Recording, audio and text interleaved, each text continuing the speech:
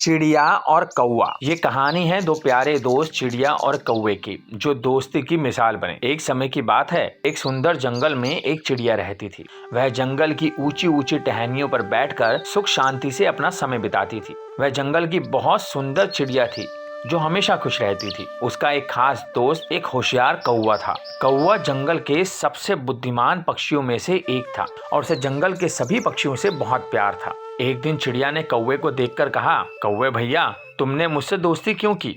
तुम मेरे साथ क्यों बैठे हो? मैं तो बस एक छोटी सी चिड़िया हूँ। तुम मुझसे बड़े और अनुभवी हो। तुम तो ऊंचे ऊंचे जंगलों में घूमते हो, जो मेरी उड़ान से बेहतर है। कौवे ने मुस्कुराते हुए कहा, दोस्ती में ऊंचा नीचा कोई नहीं होता चिड़िया। हम सभी एक ही जंगल के राजा रानी हैं और हमें इस जंगल में साथ मिलकर रहना चाहिए। हम सभी पशु पक्षी एक परिवार हैं और इस जंगल को सुरक्षित रखना हमारा कर्तव्य है। चिड़िया ने चिरपिंग आवाज में कहा, तुम मुझसे ये कह रहे हो कि हम सभी बराबर हैं, पर मुझ में तो तुम्हारी तुलना में कोई विशेष बात नहीं है।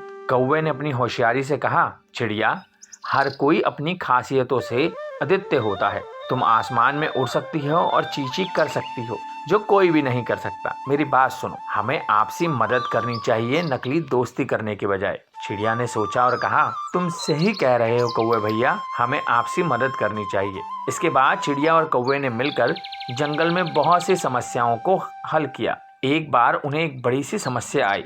जंगल में पानी की कमी हो रही थी। चिड़िया ने और कौवे ने मिलकर एक तालाब बनाने का निर्णय किया। वे सभी जंगलवासी मिले और मिलकर काम करने लगे। उसकी मेहनत से तालाब बन गया और जंगल में पुनः हरियाली बढ़ी। जंगलवासियों ने चिड़िया और कौवे की मेहनत की सराहना की और उन्हें गर्वित नजरों से देखा। इसके बाद वह दोनों ने समझा कि सच्ची मित्रता में ही वास्तविक सुख है।